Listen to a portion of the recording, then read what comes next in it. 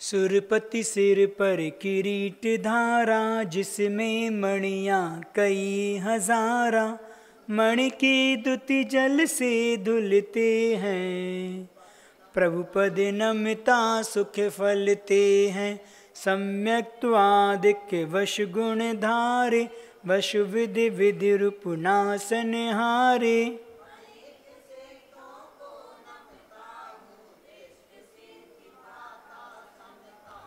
श्रुति सागर को पार किया है, सुचि संयम का सार लिया है। सूर्य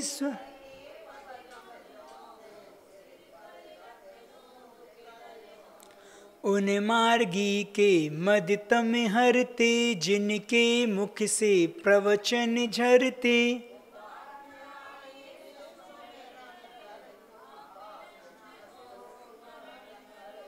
समदर्शन के दीपक द्वारा, सदा प्रकाशित बोधि सुधारा।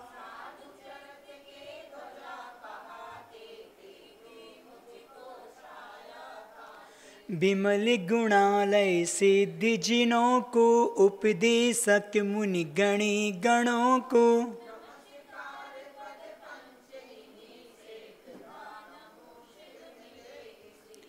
नमस्कार वर मंत्र यही है, पाप नसाता देर नहीं है।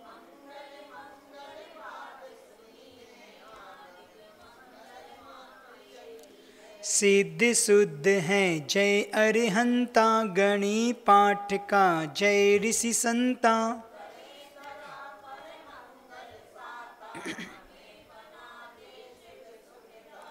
सिद्धों को जिनवर चंद्रों को, गणनायक पाठक वृंदों को।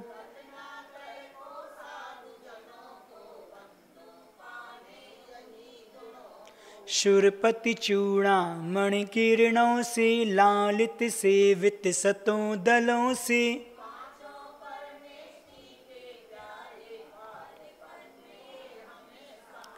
महाप्रातिहार्यों से जिनकी, शुद्ध गुणों से सुसिद्ध गण की।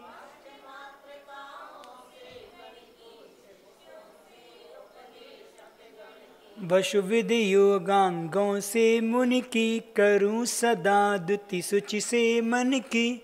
च महागुरु भक्ति का करके कायोत्सव, आलोचन उसका करूं।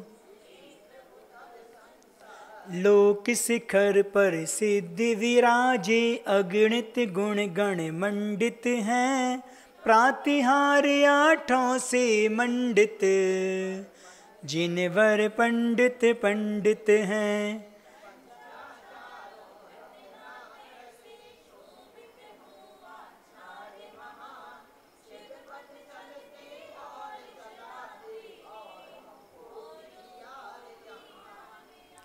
उपाध्याय उपदेशित सदा दे, चरित बोध का शिव पथ का। रत्नत्रय पालन में रत हो, साधु सहारा जिन मत का।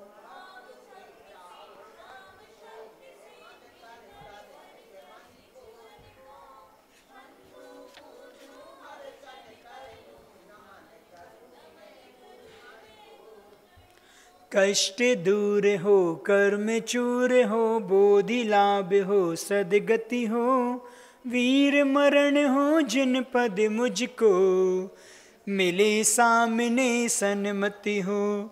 मिले मने सन्मति हो। चलिए अपन प्रश्नोत्तर मालिका की ओर आते हैं। पहले 10-11 जो कार्यक्रम अपन ने पढ़ी हैं उनका पाठ करेंगे, फिर अपन कुछ समझने का प्रयास करेंगे। प्रणिपत्य वर्धमानम प्रश्नोत्तर रत्न मालिकां बक्षे, नागिनरामर वंद्यम देवं देवादिपं वीरं। का खलु नालंक्रियते दृष्टा दृष्टार्थ साधन पटियान, कंठस्थितया विमल प्रश्नोत्तर रत्न मालिकया। भगवन किमुपादेयं गुरुवचनं हेमपि च किं कार्यं। को गुरुरधिगत तत्त्वा सत्यता बुद्धता सततम।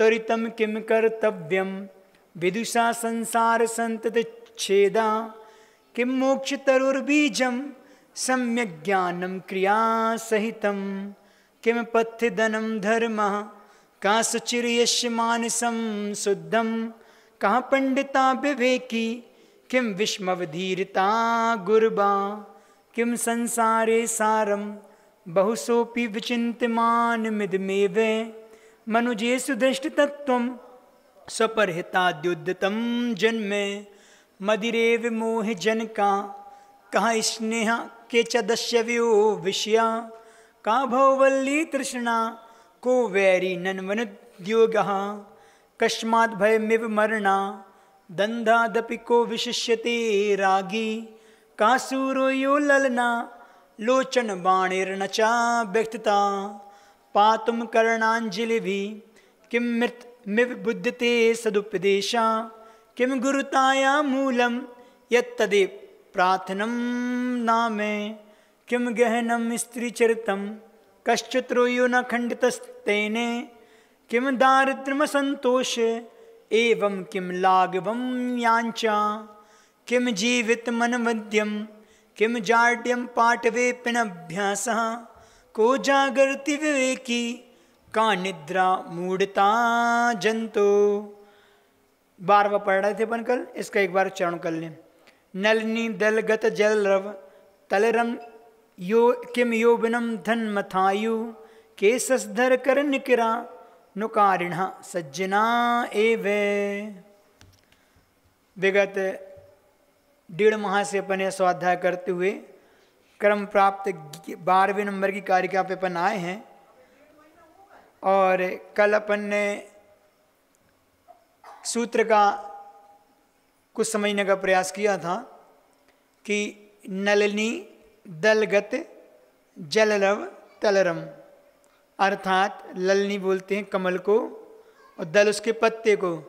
तो कमल के पत्ते पर जो छोटी सी बूंद है जल की, उसके समान तलरम, अच्छा क्षणभंगुर किम क्या होता है, अर्थात कमल के समान पत्ते पर छोटी बूंदों के समान क्षणभंगुर क्या है।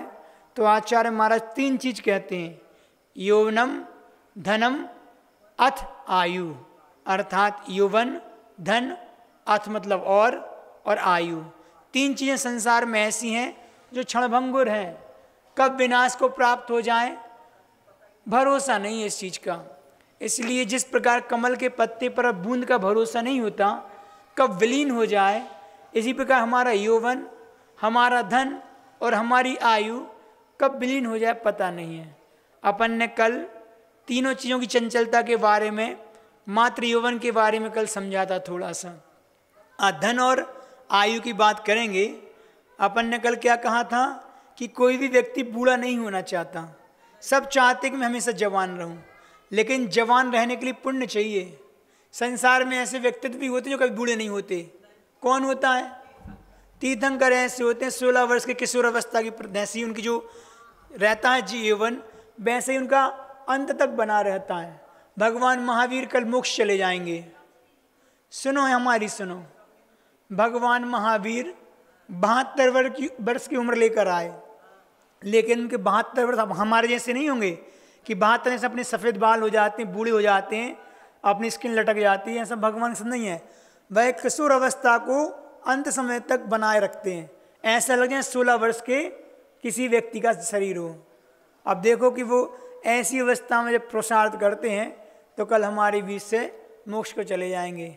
आज वो योग निरुद्ध करके ध्यान मुद्रा में बैठे हैं, नहीं बैठे, बिल्कुल अपने आघातीय कर्म को नाश करने का पुरुषार्थ कर रहे हैं और छोटी दिवाली के रूप में पनाच उनका उत्सव मना रहे हैं। तो अगर यौवन को स्थिर रखना है तो तीर्थंकर प्रकृति का बंद करके उसके उदय में जब अपन आते हैं तो वह हमारा यौवन बना रह सकता है। बाकी संसार में कोई भी ऐसा प्राणी नहीं है जिसका यौवन स्थिर बना रहे। तो ये अपने आप में एक अनित्य घटना है। ये नित्यता को प्राप्त नहीं होता हमारा जीवन।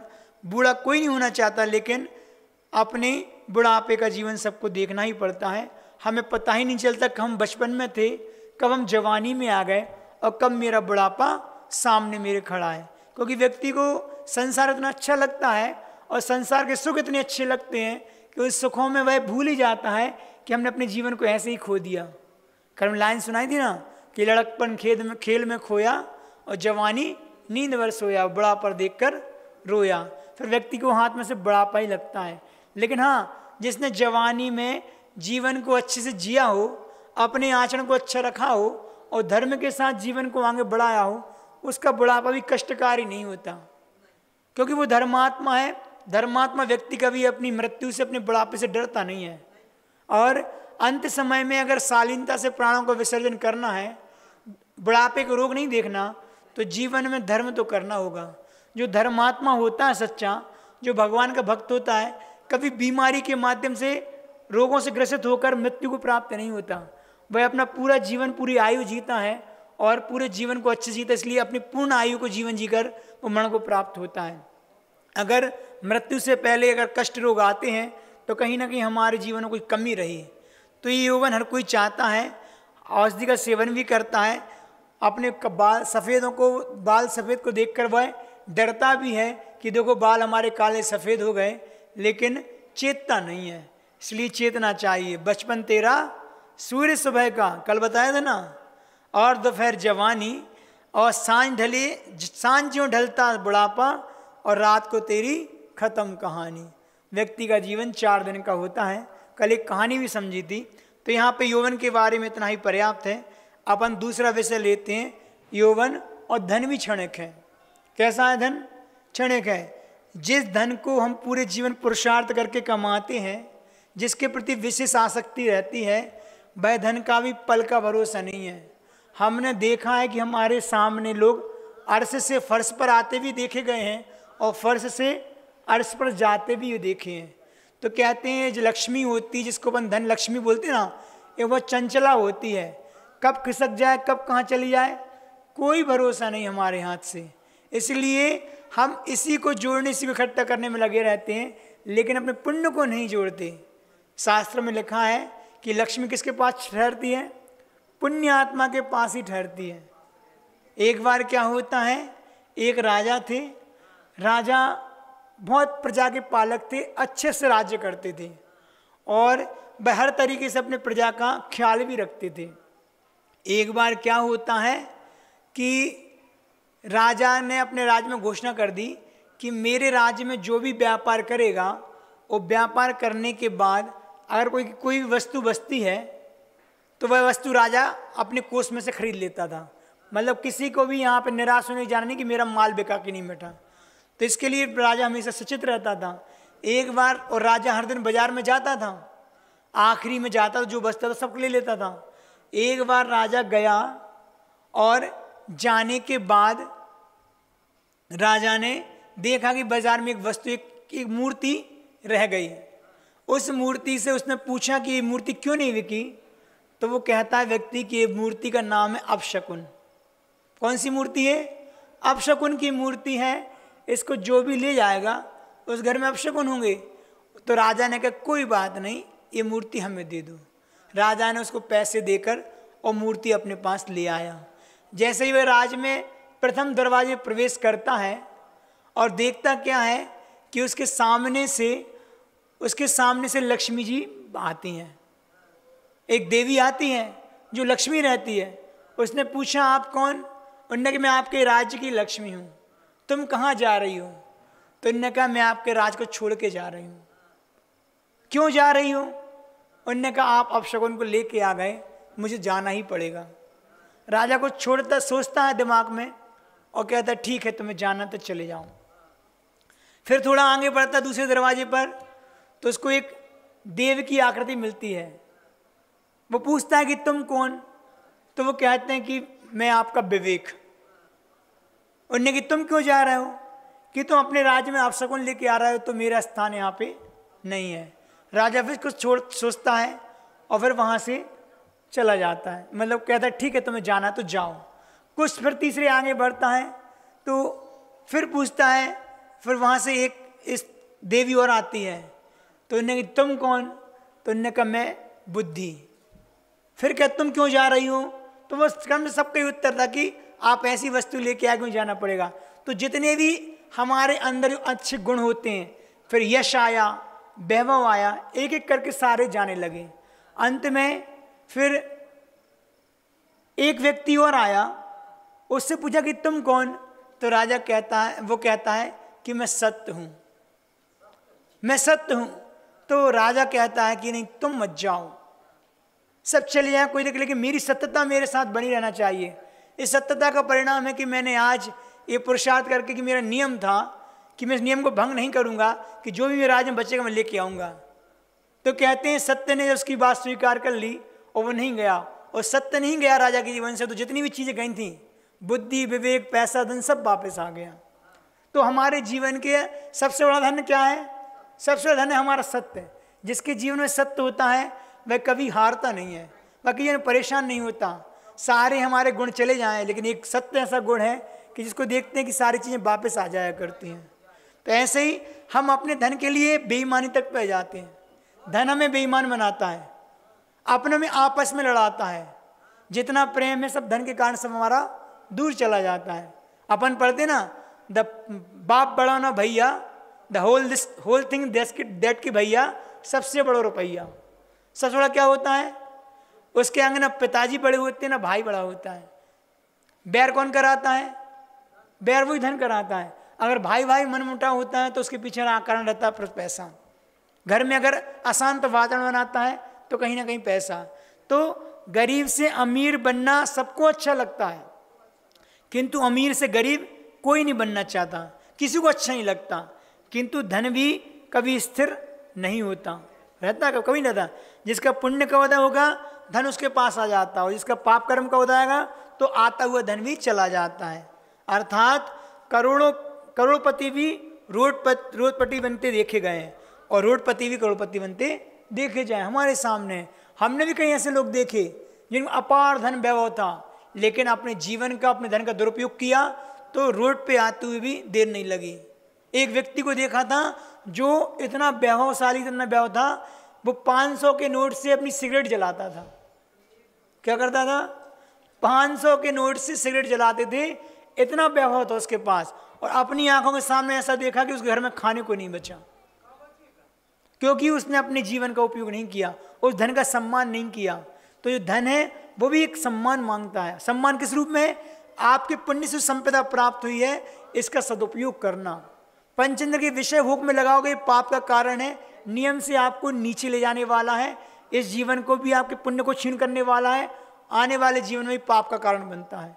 इसलिए प्रयास करो कि हमारा काम चलता रहे, संतुष्टि वाला जीवन हो। लेकिन पुण्य से अगर पैसा खूब आ रहा है तो समय समय पर सदुपयोग करते रहो, क्योंकि धन की सबसे उत्कृष्ट अवस्था क्या बताई है? धन की सबसे उत्कृष्ट अवस्था है दान। आचार्य महाराज ने सबसे पहले कहा है कि श्रावक का पहला कर्तव्य है दान करें। तो अपनी जो कमाई अपन करते हैं, जो धन आता है, इसके शुद्धिकरण इसी रूप में होता है। इसके माध्यम से जो आरंभ परिग्रह आपने किया, उस आरंभ परिग्रह के दोष से बचने के लिए अपने पैसे का कुछ हिस्सा दान में देने से वह आपकी कमाई शुद्धता को प्राप्त होती है। वह आपका अर्थ पुरुषार्थ कहलाता है। बगैर अर्थ पुरुषार्थ के आप अगर धन का कमाते रहेंगे, व्यय करते रहेंगे, तो वो सारा पाप का कारण रहेगा।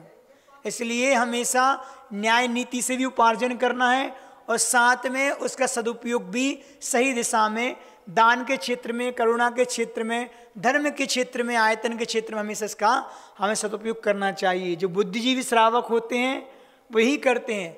वो पैसे इसलिए नहीं कमाते कि मुझे दान करना है, ये बात भी नहीं होना चाहिए। बहुत से लोग कहते हैं महाराज जी पहले करोड़ों कमा लें फिर हम लाखों का दान करेंगे। जिसकी बुद्धि में ऐसा होता है वह धर्म से दूर है। धर्म तो कहता है कि जो आप कमाते हैं उसमें से आपको दान करना है। अब भले आप 100 रुपये भी दिन के कमाते हो तो भावना 10 रुपये 20 रुपये देने की होना चाहिए। तो महत्व दान की राशि का नहीं है, महत्व हमारे दान के भाव का है कि हम किन भावों से दान कर रहे हैं। आचार्यों ने लिखा है भावों का परिणाम ही हमारे देखे जाते हैं, उसी के माध्यम से हमारे लिए पुण्य का वर्णन होता है। अगर आप दाएं हाथ से दान करते तो बाएं हाथ को भी पता नहीं होना चाहिए। लेकिन अगर प्रदर्शन के लिए, लोक ख्याति के लिए, हमारा यश फैले इसलिए करते हैं, तो ये सारी चीज़ें हमारे लिए उस दान के फल को नहीं देने वाली होती हैं, चाहे फिर करोड़ों भी दान कर लो। इसलिए अंदर से यश ख्याति का भाव कभी भी नहीं आना चाहिए। तो आदमी हमेशा कहता है ये पैसा मेरा है, क्या कहता है, अपना मानते ना अपन कि ये पैसा मेरा है, किंतु आज तक पैसे ने, धन ने कभी नहीं कहा कि इसका मैं हूं। कभी कहा? कभी नहीं कहा। हम ही उसको अपना मानते हैं, परंतु तुमने उसको जो अपन जिसके हो गए ना, तो ये हमारा तेरा मेरा चलता रहता है, ये मेरा है तेरा है। तो ये चीज़ हमारे लिए नहीं होना चाहिए। तो धन की बात समझ में आ गई ना। धन कभी हमारा नहीं हुआ, हमारा पुण्य कर्म है। पुण्य होगा, आप जहाँ हाथ लगाओगे वहाँ आपको पैसा मिलेगा। इसलिए पैसे के पीछे ना भागते हुए हम ऐसा पुरुषार्थ करें कि पुण्य की ओर पुरुषार्थ करें। अगर पुण्य होगा जीवन में तो पैसा अपने आप आएगा, क्योंकि जो पैसा आता है वह पुण्य के युग में आता है। आने का जो रास्ता होता है वो पाप का ही होता है। क्या समझे? पैसे आने का जो रास्ता होता है वो पाप का होता है। आता जो पैसा वो कैसे आता है? पुण्य से आता है।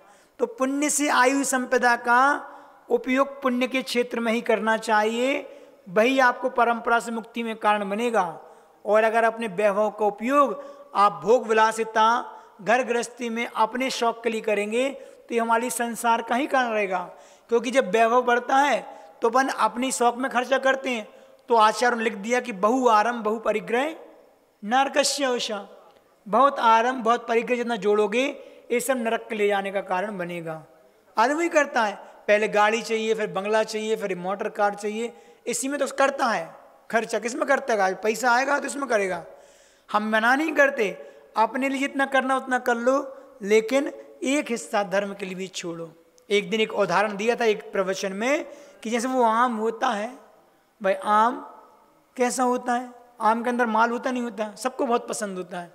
ठीक है, भाई जो आम आपको प्राप्त हुआ है पुण्य से, उस आम को जितना चूसना उतना चूस लो, जितना खाना उतना खा लो, सारा माल खा लो उसका, लेकिन गुठली का तो उपयोग कर लो। तो विषय भोग जो पुण्य से मिले हैं वो उस आम की तरह है, खूब खाओ, लेकिन जो बचा हुआ है वो गुठली है, उसका तो वपन कर दो।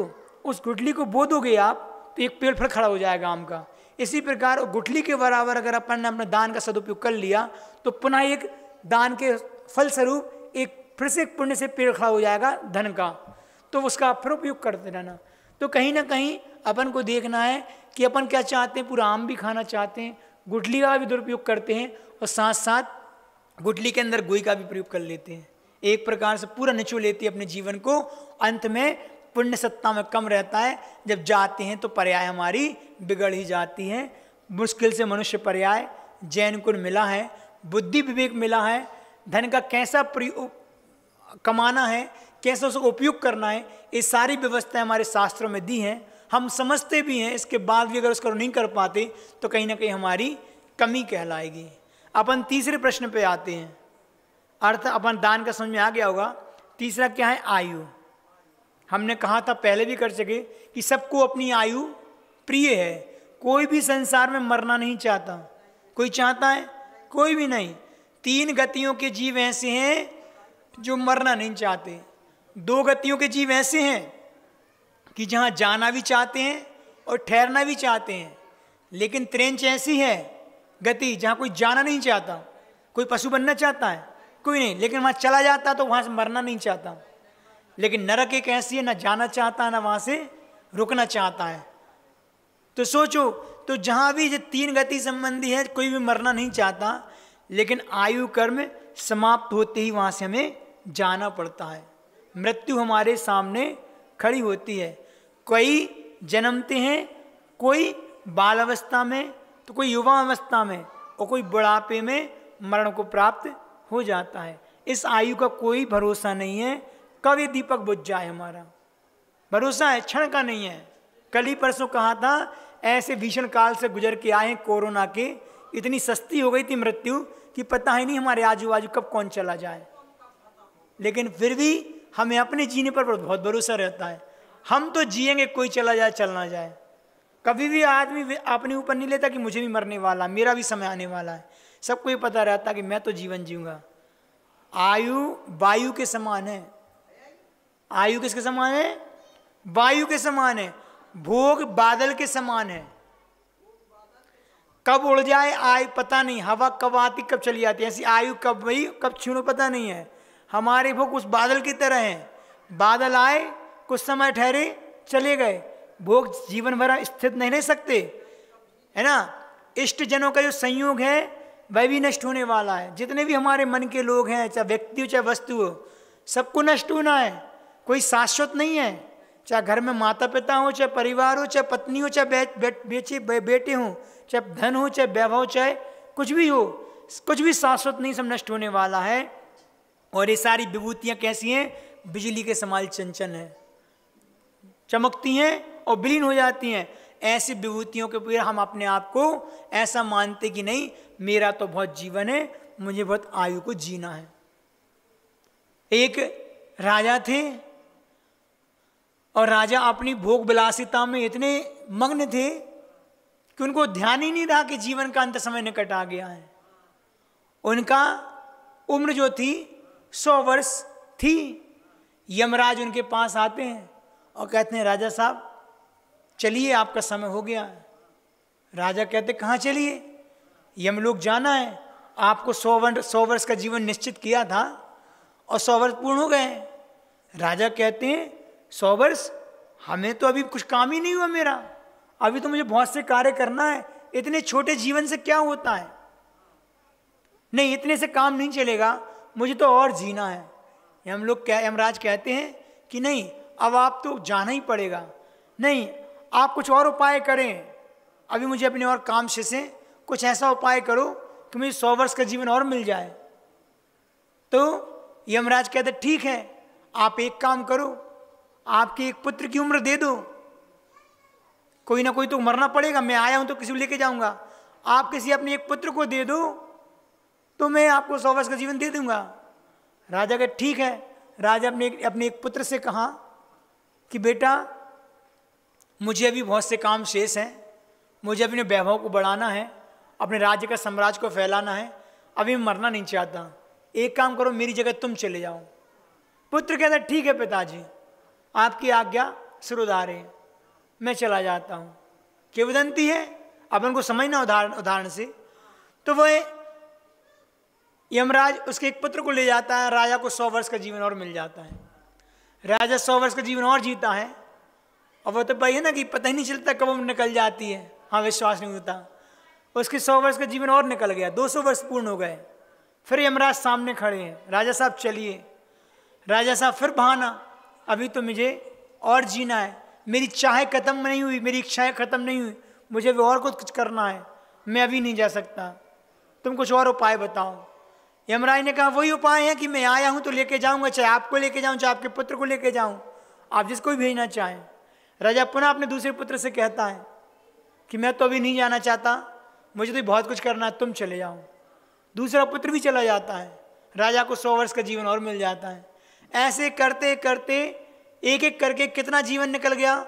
1000 वर्ष का जीवन निकल गया। उन्होंने 10 पुत्र को अपना समर्पण दिखा दिया। जब एक पुत्र की और बारी आती है तब भी राजा संतुष्ट नहीं होता 1000 वर्ष जीने के बाद भी, और फिर कहता है जब यमराज आता है कि नहीं अभी तो और जीना है, एक पुत्र को और तैयार करता है। तब क्या पुत्र जैसे ही हाँ कहता है तो यमराज मना कर देता है।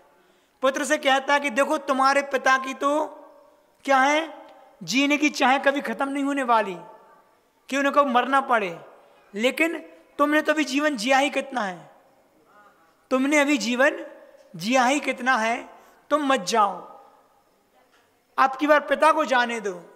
वह पुत्र क्या कहता है? पुत्र कहता है कि मैं अगर अपने प्राण को ना दूं तो इतना इनको जीवन कैसे मिले, मैं ही बार बार इनको प्राण देता हूं, इनके गर्भ में आता हूं, फिर मैं ही प्राण देता हूं, फिर जाता हूं, और इसके माध्यम से इनको जीवन मिल रहा है। वो 10-11 वर्ष का होता नहीं है और पिता उनके मन को प्राप्त करा देते हैं। तो कहने का तात्पर्य है कि कहानी से अपन क्या समझे कि तृप्ति नहीं होती, कभी भी जीवन से तृप्त नहीं होता आदमी, कितने कष्टों में जीवन जिए, लेकिन मनुष्य एक ऐसी पर्याय है कि कभी छूटना नहीं चाहता, कभी आदमी मरना नहीं चाहता। तो ये आयु सबको प्रिय होती है। इस आयु को आप जीवन रहते जितने अच्छे से जिएंगे उतना वो मेरे साथ जाने वाला है। और लिखा है कि मरने से पहले कुछ अच्छा कर जाएं, मौत उसकी जिसका जमाना करे अफसोस। यूं तो सभी आए हैं मरने के लिए, सभी आए हैं, लेकिन बस हम कुछ ऐसा कर जाएं कि मरने से पहले अपने जीवन को इतना अच्छा बना जाए कि मेरे जाने के बाद मैं तो हंसते हुए जाऊं, लेकिन लोग रोते हुए मेरे विदा करें। ऐसा जीवन जीने वाले लोग भी होते हैं कि जो अपना जीवन इतना अच्छे जीते हैं कि उनको जाते समय तो खुशी होती है, लेकिन जो लोग उनको विदा करते हैं वो रोते हैं, उनको उनकी कमी लगती कि एक अच्छा व्यक्ति संसार से चला गया। ऐसे ही अपन पुरुषार्थ करें, क्योंकि जाना तो सबको, मरना तो सबसे है, सबको है, लेकिन मरने से पहले अच्छा करके यहाँ चले जाएं। इंग्लिश में एक फ्रेज आता है, the two most important days of our life, the day I was born and day I know why. क्या समझे? जीवन के दो महत्वपूर्ण दिन हैं, एक वो दिन जिस दिन हम पैदा हुए और एक वो दिन कि हमें पता चले कि हम क्यों पैदा हुए। व्यक्ति पैदा तो हो जाता है, लेकिन पूरे जीवन ऐसे ही निकाल देता है, उसको पता ही नहीं चलता कि हमने क्यों जन्म लिया। आपने जन्म को सार्थक करना, तब हमारा वो जीवन जीना कहलाएगा, नहीं तो धन भी क्षणभंगुर है, आयु भी क्षणभंगुर है और यौवन भी क्षणभंगुर है। किसी ने पूछा या किसी ने कहा कि आकाश से पूछना मत, कल सूरज था आज बादल क्यों। वृक्ष से पूछना मत, कल वसंत था आज पतझड़ क्यों। शरीर से पूछना मत, कल जवानी थी आज बुढ़ापा क्यों। और मकान से पूछना मत, कल विवाह हो रहा था आज मरण क्यों। पुलिस वाले से पूछना मत, कल रक्षा करी थी तो आज हथकड़ी क्यों। क्या समझ में आया? समझ में आ गया ना कि कब परिस्थिति कैसी बदल जाए कोई भरोसा नहीं। हम सिर्फ पूछते हैं कि अब क्यों हमारे साथ ही ऐसा क्यों, हम ही क्यों, हमारे साथ ऐसा बुरा क्यों हुआ, मेरे धन का व्यय क्यों हुआ, मेरे धन का नुकसान क्यों हुआ, मेरी आयु क्यों छीन हो गई, मुझे रोग क्यों हुआ, मेरी यौवन अवस्था क्यों चली गई। प्रश्न नहीं होता, हमें खुद इसका समाधान निकालना होता है। तो ये चीज़ें कहीं ना कहीं हमारे लिए क्या होती हैं, संसार में क्षणभंगुर हैं, लेकिन हम विश्वास नहीं कर पाते कि क्षणभंगुर हैं। अपन आगे बढ़े, दूसरे प्रश्न की ओर जाते हैं। ससधर कर निकरा नुकारिण का के, अर्थात ससधर किसको बोलते हैं? शशिधरा, कल बताया था। कौन होता है? चंद्रमा को बोलते ना, चंद्रमा कहो या शशकर करो या शशि कहो, और भी कई नाम हैं, इनको चंद्रमा की पर्यायवाची हैं।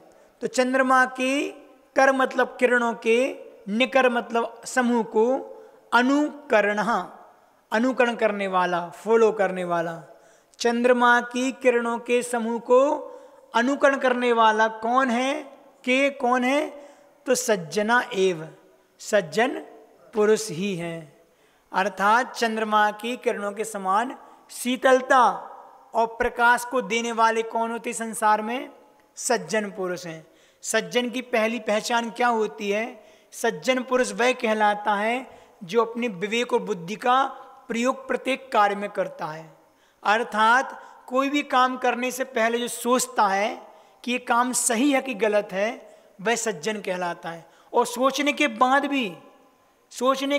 भी जो अच्छे कार्य होते हैं, भले कितनी बाधा क्यों ना आए जीवन में, उसको हमेशा करता है, क्योंकि ये कार्य अच्छा है, पुण्य का है। और जो कार्य करने में पाप का कारण बनता हो, पाप लगता हो, भले वह कितने ही हमारे फायदे का सौदा क्यों ना हो, वह नहीं करता। तो जो कार्य करने से पहले विचार करता वह सज्जन होता है, और जो कार्य करने का विचार करता वह कौन होता है? वह दुर्जन होता है। हमें तो करना मतलब करना, सही गलत से मतलब नहीं है, और कार्य करने का कितना ही पाप का उपार्जन हो उससे प्रयोजन नहीं है। तो जो क्रूर होता है वह दुर्जन होता है, और जो सात्विक होता है वह सज्जन होता है। तो सज्जन की पहली पहचान होती है कि सही गलत में जो विवेक रखता हो। जिस प्रकार वृक्ष को आप पत्थर मारे नहीं मारे, वृक्ष को पत्थर मारने पर भी वो क्या देता है? मीठे फल ही देता है, छाया भी देगा, राहगीर को पत्थर मारने पर फल भी देगा।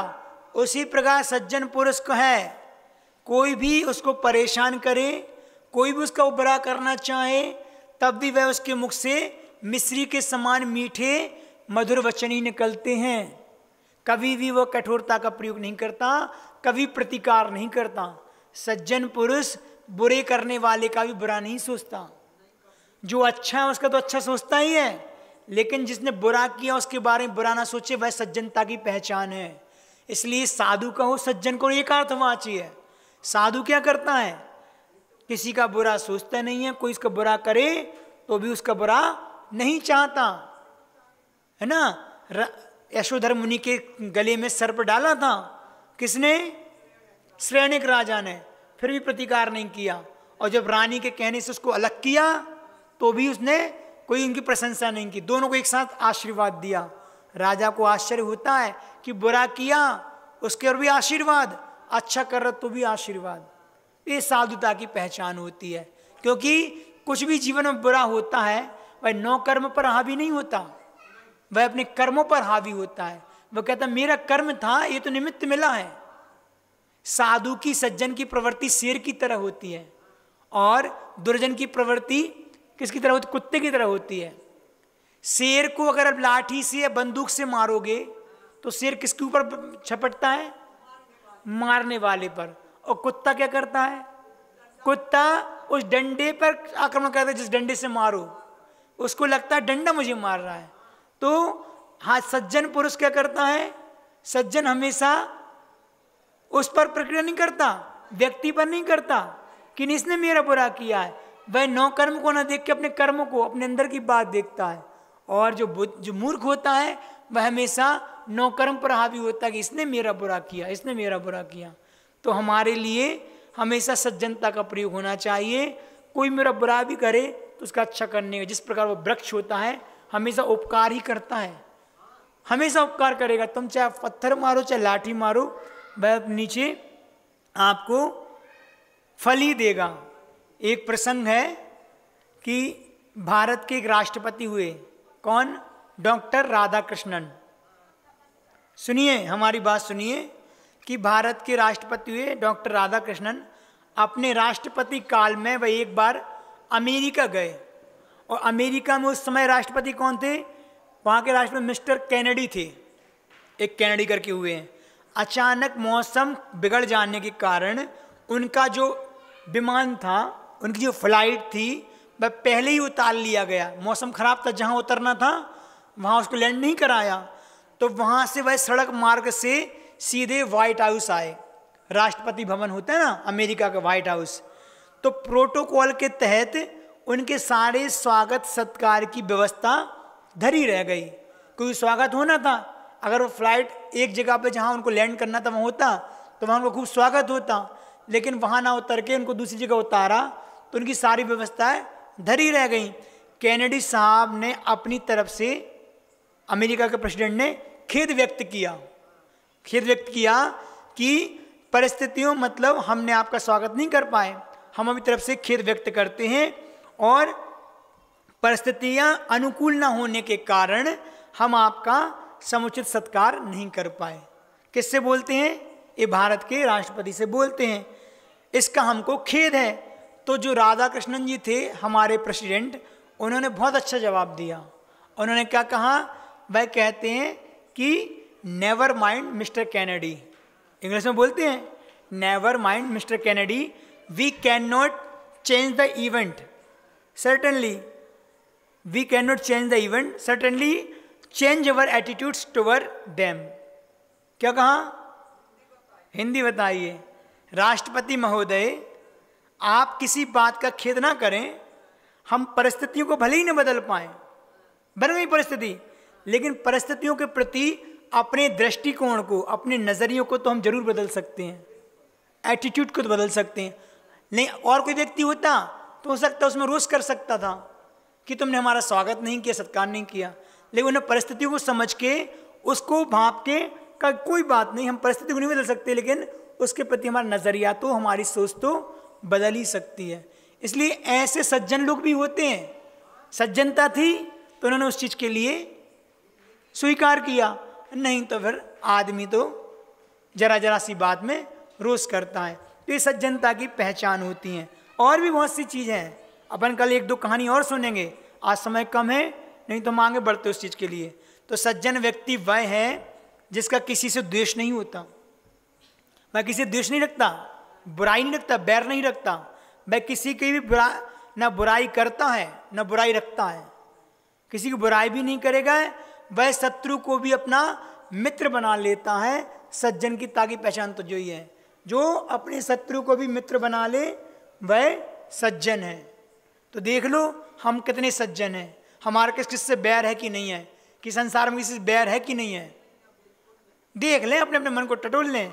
या फिर हम ऐसी कोई बात तो नहीं कर देते कि दूसरे के अंदर द्वेष पैदा हो जाए हमारे प्रति। ये भी एक प्रकार का पाप है, दुर्जनता का लक्षण है। न ऐसे कटु शब्द बोलना है और ना किसी ने बोल दिया तो कभी उसका प्रतिकार करना है। जो पूरे विश्व में शांति चाहता हो तथा सबको प्रेम और स्नेह की आंखों से देखता हो, वह सज्जनता। ये सब गुण हैं सज्जनता के, अपने अपने जीवन में ढाल लें। हम ऐसे हैं कि नहीं है, हमारा वातावरण ऐसा है कि हम सबको शांत रखना चाहते हैं, खुद शांत रहना चाहते हैं, प्रेम और स्नेह के साथ जीवन जीना चाहते हैं।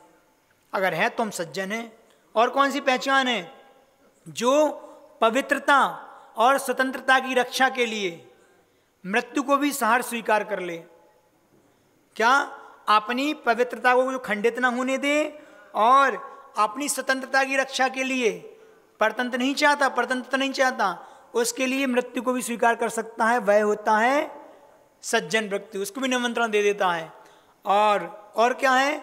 जिसकी गरीबी में भी संतोष की छाया हो, जो गरीबी में रहकर भी संतोष हो और अमीरों में भी गरीबों का हिस्सा हो। दोनों बातें आ गई। इस विषय को अपन कल अच्छे समझेंगे, क्योंकि इसमें भी थोड़ा एक्सप्लेनेशन है। समय बहुत हो गया है, इतना ही इसमें पर्याप्त समझते हैं। कल अपन संगति को लेकर सज्जनों की बात करेंगे। आज इतना ही पर्याप्त है। कहते हैं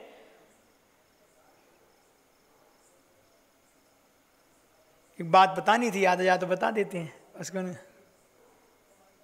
पास्ट, हमारा पास्ट मतलब भूतकाल। पास्ट हो चुका है, पास्ट हो चुका है, उसे डस्टबिन की तरह माने, और फ्यूचर अभी आया नहीं तो उसे नोटिस बोर्ड की तरह देखें। पास्ट डस्टबिन की तरह और फ्यूचर कैसा है? नोटिस बोर्ड की तरह होना चाहिए। तुम्हारा वर्तमान सामने का टेबल होना चाहिए। फाइल पर साइन करिए और जिंदगी को आगे बढ़ा लीजिए। जीवन भर आनंद और सिर्फ आनंद ही होगा। बात समझ आया ना? पुरानी बातों को कचड़े घर में डालिए, ठीक है ना? और फ्यूचर की, भविष्य की बातों के लिए क्या करना है? नोटिस बोर्ड पर देखिए कि मतलब हमें आगे क्या प्लान करना है, कैसे करना है। हमारा लक्ष्य हमारे सामने होना चाहिए। और वर्तमान में क्या होना चाहिए? जैसे टेबल पर फाइल आती है, साइन करके उसको आगे बढ़ा देते हैं। मतलब वर्तमान जिए, उसको अपने अंदर ना रखें। अपनी टेंशन को, अपनी कमियों को, अपने दुख को वहाँ निकालते जाएं, क्योंकि ये स्टोर करके रखोगे ना तो जीवन में आनंद नहीं ले पाओगे। आनंद लेना है तो बस फाइल की तरह अपन उसको साइन करके आगे बढ़ा दो, आगे पीछे का कुछ भी मत देखो। इतना ही यहाँ पे पर्याप्त है। अब अपन यहाँ पे एक भजन ले लें। आज कौन सा भजन लेना है? आप जौन सा सुना दो महाराज, हम सब सुन लेंगे।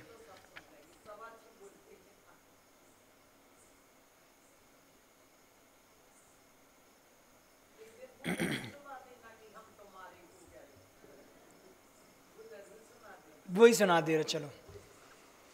ग्रीष्म की धूप में, शीत की धुंध में, बरसा में तरु तले ठूठ से जो करे। ग्रीष्म की धूप में, शीत की धुंध में, बरसा में तरु तले ठूठ से जो खड़े। सबका परमात्मा बन गया आत्मा, सबका परमात्मा बन गया आत्मा, खुद में ही खो गए हैं। हम उन्हीं के हो गए हैं, हम उन्हीं के हो गए हैं। नग्न जर जर सी देह ज्ञान करुणा स्नेह। साम का सूर्य था प्रत्यय का बोध था।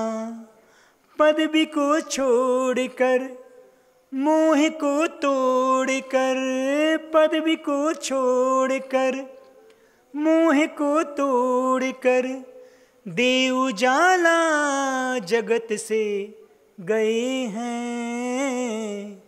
हम उन्हीं के हो गए हैं, हम उन्हीं के हो गए हैं।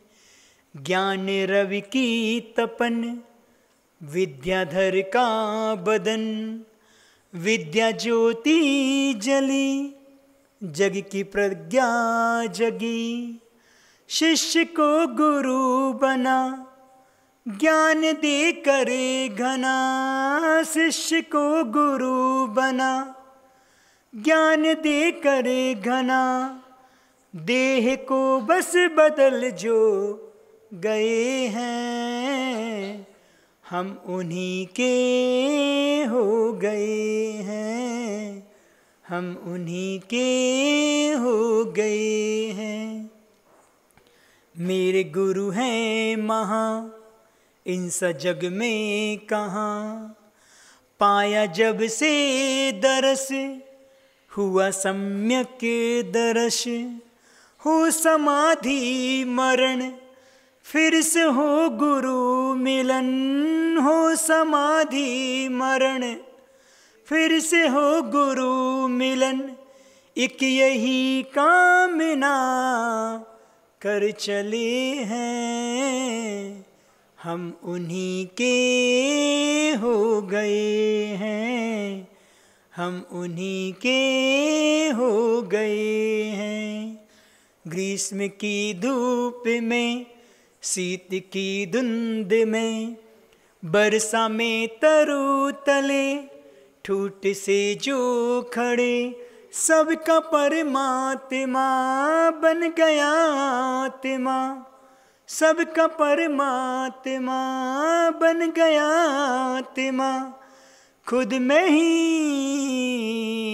खो गए हैं, हम उन्हीं के हो गए हैं, हम उन्हीं के हो गए हैं।